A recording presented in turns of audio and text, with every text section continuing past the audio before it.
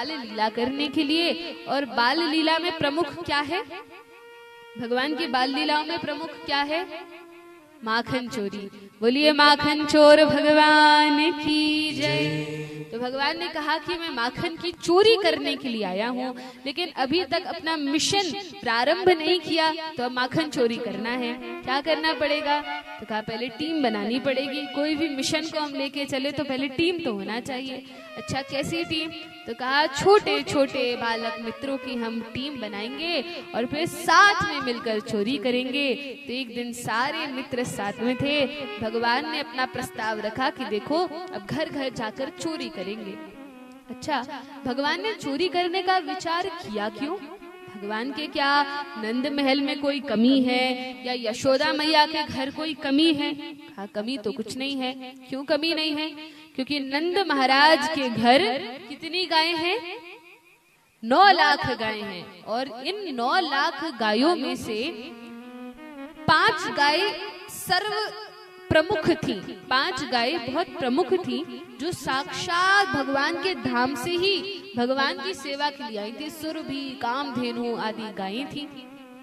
तो इन गायों का दूध निकालकर भगवान को पिलाया जाता था। इनका दूध, दही, मक्खन बनता था, फिर भगवान को पवाया जाता था। तो भगवान के घर कमी तो कुछ नहीं थी, फिर क्यों चोरी का विचार किया? तो कहा इसके पीछे का कारण यह है कि भगवान के घर तो कोई कमी नहीं थी, क्योंकि नंद महाराज ब्रज के राजा थे। लेकिन भगवान के और जितने मित्र गण थे, ये सभी गरीब परिवारों के थे। ये तो साधारण आम घरों के थे। इनके घर भी गायें थी, लेकिन इतनी नहीं जितनी यशोदा के पास थी। और इनकी गायें जो दूध दही देती थी, जो भी सामग्री बनती थी, उसको कर के रूप में कंस वसूल लिया करता था। तो इनके पास कुछ बचता नहीं था। गोपियां प्रतिदिन जाती थी मथुरा कंस को कर देने के लिए, अन्यथा कंस उत्पात मचाता था। इस कारण से भगवान के मित्रों को मक्खन आदि दुग्ध के सामग्रियां प्राप्त नहीं हो पाती थी। तो भगवान ने विचार किया इन सभी को भी मिलना चाहिए। तो भगवान ने माखन चोरी लीला आरंभ की। अब क्या किया? तो भगवान ने प्रथम दिन सभी मित्रों से कहा कि देखो मित्रों, हम माखन चोरी करेंगे, लेकिन कुछ भी कार्य करने के लिए पहले अभ्यास तो करना चाहिए। तो एक दिन सब अपने अपने घर में जाकर चोरी करो और कल बताना कि कौन कौन सफल हुआ। अब मित्र तो बेचारे सीधे साधे गांव के ग्वाल बाल थे। मित्रों ने कहा कन्हैया, यदि हम घर में चोरी करेंगे तो हमारी मैया इतना पीटेंगी कि सही कर देंगी। अच्छा, इतने डरपोक हो, अभी से डर गए? अभी तो चोरी भी नहीं की। नहीं कन्हैया, हम चोरी नहीं करेंगे, तुम्हें जो करना है सो करो। तब भगवान ने समझाया कि देखो, या हमें तो घर घर जाकर चोरी करना है, इसलिए भगवान ने समझाया। मित्र मान गए। और जब चोरी करने निकलते हैं तो सबके घर में खूब मार पड़ती है। मैया इतना मारती है, गोपियां आज के बाद चोरी की तो तेरे हाथ तोड़ दूंगी, टांग तोड़ दूंगी। खूब सबको पिटाई लगी, झाड़ू से, बेलन से सबसे मारा। और भगवान कृष्ण भी चोरी करते हैं अपने ही घर में। प्रैक्टिस चल रही है, अभ्यास चल रहा है।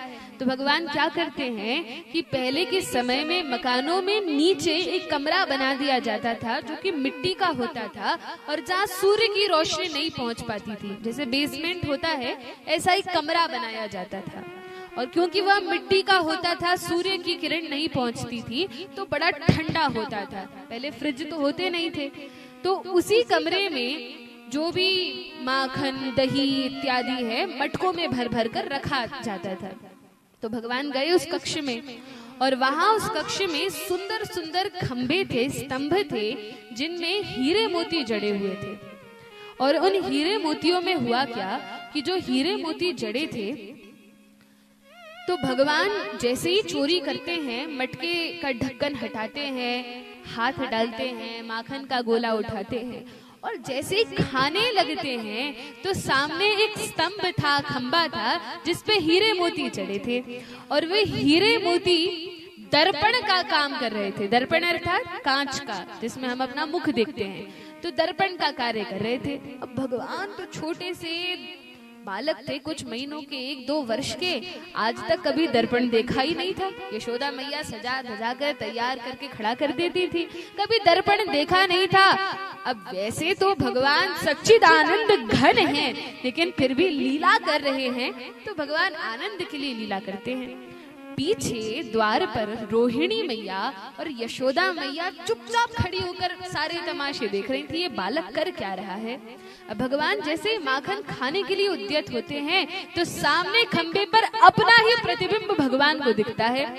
तो भगवान को लगता है कि कोई बालक पहले से मैया ने रखवाली के लिए यहाँ पर रखा है और इसके हाथ में भी माखन है, लगता है इसने मुझे पकड़ लिया। तो भगवान जब इस प्रकार से सोचते हैं तो भगवान धीरे से कहते हैं, अरे लाला तू कौन है, बड़ा सुंदर लगता है। भगवान ने सोचा थोड़ी इसकी प्रशंसा करूं, मैया ने इसको रखा है तो ये मेरी कंप्लेंट, मेरी शिकायत मैया से ना करे बस। तो कहा लाला तू कौन है। तो अब जो भगवान बोले, क्योंकि बंद कमरा था तो प्रतिध्वनि आ रही थी, जो बोल रहे थे वही इको हो रहा था, आवाज आ रही थी, तो वही आवाज भगवान को सुनाई दी। भगवान ने मन ही मन सोचा ये बड़ा नकलची है, जैसा मैं बोलता हूँ ये भी वही बोलता है और वही प्रतिध्वनि आती है। फिर भगवान ने कहा, देखो भैया तुझे जितना माखन चाहिए तू ले ले, लेकिन मेरी मैया से शिकायत मत करना, क्योंकि बात क्या है, आज तक कभी मैंने ये चोरी वोरी के काम किए नहीं है, आज पहली बार ही कर रहा हूँ। और अपने घर में कुछ सामान निकाल के खाना चोरी थोड़ी होता है, तो मेरी मैया से मत कहना। और पीछे यशोदा मैया सब देख रही थी, तुरंत दौड़ती हुई आती हैं, लाला को उठाकर अपनी गोद में रख लेती हैं और कहती हैं, कन्हैया तुझे चोरी करना किसने सिखा दिया। अब भगवान कहते हैं, मैया मैं चोरी थोड़ी कर रहा था, अच्छा पहले ये बताओ कि ये बालक कौन है। मैया ने कहा, कन्हैया ये तो तू ही है। अरे मैं कैसे हूँ, मैं तो यहाँ हूँ। तब मैया ने समझाया, ये प्रतिबिंब होता है।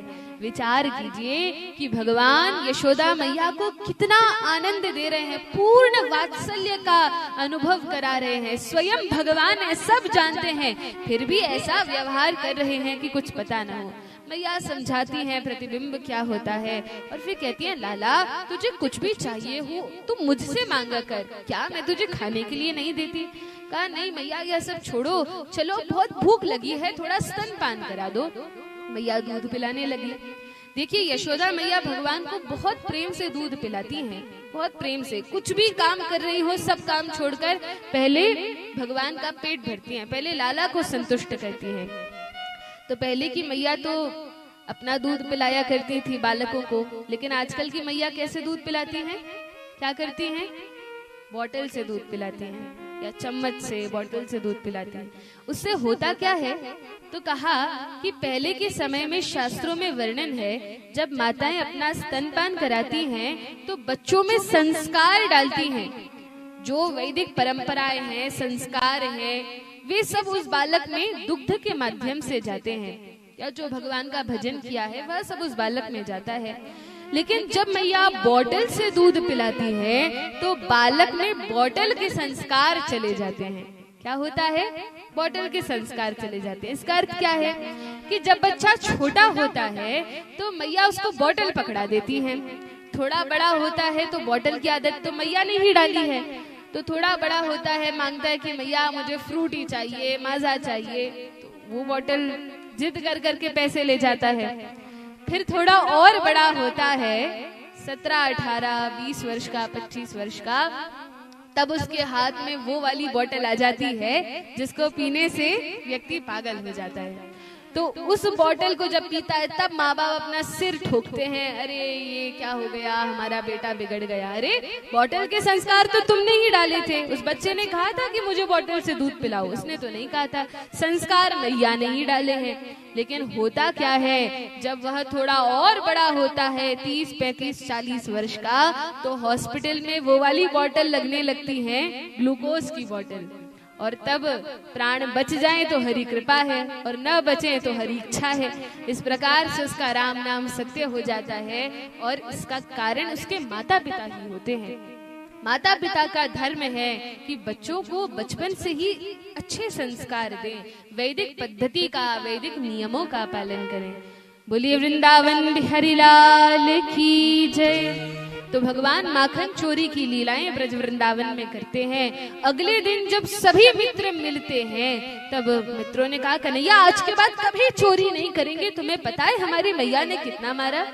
भगवान ने कहा, अच्छा मेरी मैया ने तो मारा नहीं, मैंने तो ऐसी बातों में फंसा लिया कि मैया सब भूल गई और प्रेम करने लगी। अरे कन्हैया, तुम्हारे जैसे वाक चातुरी हम में थोड़ी है। कहा कोई बात नहीं, देखो जब कोई लकड़ी अलग अलग होती है तो उसको तोड़ना आसान होता है, लेकिन जब बहुत सारी लकड़ियां एक साथ होती हैं तब उनको तोड़ना कठिन होता है। तो भगवान ने कहा, अभी हमने अकेले अकेले चोरी की थी इसलिए पकड़ाए गए, लेकिन अब एक साथ मिलकर हम चोरी करेंगे कोई नहीं पकड़ पाएगा। और अब तो भगवान ने अपनी मंडली बना ली और इसलिए एक एक गोपी के घर में जाकर चोरी करने लगे, क्योंकि वास्तव में इन गोपियों ने कई कई जन्मों तक तपस्या की थी कि हमें भगवान की माता बनने का सौभाग्य प्राप्त हो। अब सब तो नहीं बन सकते, यशोदा को बना दिया, लेकिन सबके घर का नैवेद्य भगवान स्वीकार करते हैं चोरी के माध्यम से, सबके घर में जाते हैं। देखिए सब तो निमंत्रण नहीं कर सकते क्योंकि ये गोपियां गरीब घर की हैं, निर्धन परिवारों की हैं, और भगवान तो नंद के लाला हैं, वृंदावन के जो महाराज हैं उनके पुत्र हैं। तो भगवान घर घर जाकर चोरी करते हैं और गोपियों को बड़ा आनंद प्रदान करते हैं। बोलिए माखन चोर भगवान की जय।